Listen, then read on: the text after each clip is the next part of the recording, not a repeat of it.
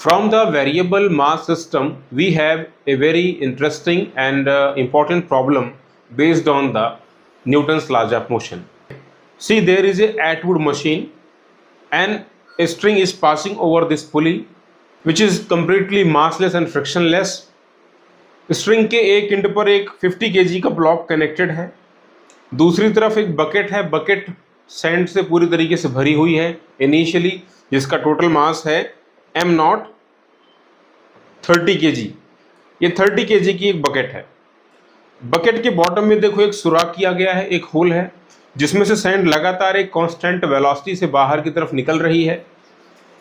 कहना चाहते हैं कि पता लगाइए किसी पर्टिकुलर टाइम पर इस पूरे सिस्टम का एक्सेलरेशन क्या होगा, और अगर t बराबर 0 पर सिस्टम को रिलीज किया जाए तो टाइम t इक्वल्स 5 सेकेंड पर क्या एक्सेलरेशन होगा।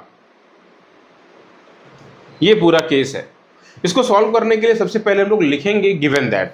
यहाँ पे जो भी चीजें हमें गिवन है उनको हम नोट करते हैं फटाफट। पहले गिवन दैट, देखिए आपको यहाँ पे गिवन है ये ब्लॉक कैपिटल M जो कि 50 kg का है। बकेट का जो इनिशियल जो मास है विथ सैंड वो है 30 kg। जिस कांस्टेंट रेट से सैंड बाहर आ रही है वो है dm/dt। चलो एज्यूम कर लेते हैं, ये आपको गिवन है 0.5 kg पर सेकेंड। इसको हम लिख रहे हैं, इसको मैंने यहाँ पे दिखाया हुआ है b से, तो ये इसकी वैल्यू कितनी है 0.5 kg पर सेकेंड। ये सैंड इस बकेट से बाहर आ रही है। किस वेलोसिटी से बाहर निकल रही है? तो velocity of this sand with respect to bucket, ये गिवन है आपको 2 मीटर पर सेकेंड। पूछना चाहते हैं कि एक्सेलरेशन किसी भी टाइम पर क्या होगा।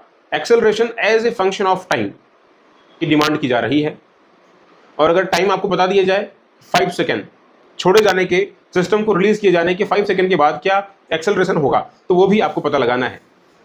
For the motion of this block capital M, आप बोलेंगे जो ब्लॉक कैपिटल M है ये एक स्ट्रिंग से कनेक्टेड है।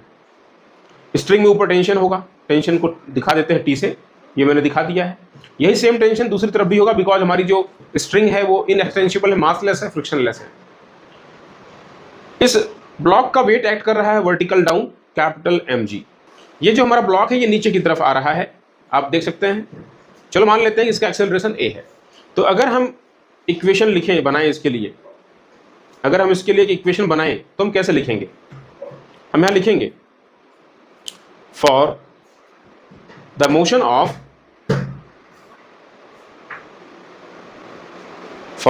Of block capital M। अगर हम लिखें इक्वेशन, नेट फोर्स क्या होगा? डाउनवर्ड है। कैसे लिखेंगे हम? Net force is mg minus tension equals capital M times of A. इसका एक्सेलरेशन है। ये फर्स्ट इक्वेशन बनके तैयार हो गया। इसी तरीके से आप अब लेफ्ट साइड में आ जाइए, जिधर बकेट लगी है। इस बकेट के बारे में जरा बात करते हैं। जरा देखिए, बकेट ऊपर की तरफ जा रही है, यहाँ पर रस्सी में टेंशन T है और इसमें से सैंड बाहर निकल रही है। ये तो जस्ट वही केस बन गया रॉकेट प्रोपल्शन वाला। रॉकेट प्रोपल्शन में क्या होता था, जब फ्यूल पीछे की तरफ निकलता था किसी कांस्टेंट वेलोसिटी के साथ में, तो रॉकेट को आगे जाने के लिए एक अपथ्रस्ट मिलता था। वही सेम चीज यहाँ होने वाली है। जैसे जैसे सैंड बाहर आएगी तो बाल्टी पर ऊपर की तरफ एक अपथ्रस्ट लगेगा, उसको हम लोग लिखने जा रहे हैं। यहाँ पे एक एडिशनल फोर्स भी लग रहा है जो कि है अपथ्रस्ट। और अगर इस अपथ्रस्ट को मैं लिखूं तो ये कैसे लिखा जाएगा? Velocity by which sand is coming out with respect to the bucket into mass of the sand ejected per second dm/dt। ऐसे लिखा जाएगा u dm/dt। तो दो फोर्स ऊपर की तरफ लगे हुए हैं। यहां मैं लिखता हूं पहले for the motion of the bucket, तो बोलेंगे ऐसे कुछ है हमारी बकेट। बकेट ऊपर की तरफ जा रही है, रस्सी में टेंशन T है और एक अलग से फोर्स बायंट फोर्स यानी एक अपथ्रस्ट लगा हुआ है, और ये बकेट लगातार खाली हो रही होगी। तो किसी भी टाइम पर अगर हम इसका वेट निकालना चाहें तो निकालेंगे कैसे? बचा हुआ मास जो कि होगा m0 माइनस जो मास बाहर चला गया। कितना मास बाहर गया? बोलेंगे पर सेकेंड कितना मास निकल रहा है? dm/dt। तो t टाइम में कितना मास बाहर आ जाएगा? dm/dt इंटू t से मल्टीप्लाई कर देंगे। तो वेट कितना बना? ये बना। ये डाउनवर्ड फोर्स है, अब वो अपवर्ड फोर्स है, और ये पूरी मोशन ऊपर की तरफ होने वाली है एक्सेलरेशन a से। तो फिर वही सेम काम करिए आप बकेट के लिए। आप यहाँ पर इक्वेशन बनाइए for the motion of the bucket. अगर मैं इक्वेशन लिखूँ, मैं कैसे लिखूंगा बोलिए? आप बोलोगे ऐसे लिखोगे, ऊपर है टेंशन और है ये अपथ्रस्ट। अपथ्रस्ट कितना होगा? तो अपथ्रस्ट होगा u0 dm/dt, ठीक है, माइनस डाउनवर्ड फोर्स, तो डाउनवर्ड फोर्स है कितना भाई, डाउनवर्ड फोर्स है m0 minus dm/dt times of t into ji.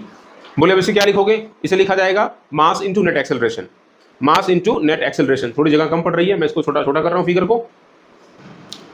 Mass into acceleration, जो अभी फिलहाल मास कितना है m0 minus dm/dt times of t times of acceleration, that is the a। इसी सेम एक्सेलरेशन से हमारी ये बकेट ऊपर की तरफ जा रही है। अगर मैं यहां पर dm/dt के लिए एक नया सिंबल इस्तेमाल कर लूं b, जैसे कि मैंने ऊपर दिखाया हुआ है, जिस रेट से सैंड बाहर आ रही है dm/dt वो है b, तो बाद में हम वैल्यू को रखेंगे, फिर टेंशन मत लो।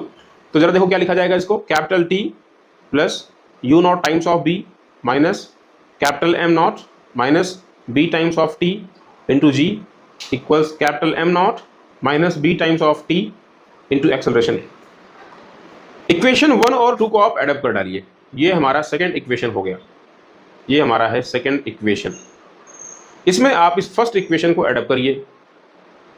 ऑन एडिंग रिलेशन 1 and 2, अगर इनको एडअप करें तो क्या होगा, क्या लिख रहा हूं, फ्रॉम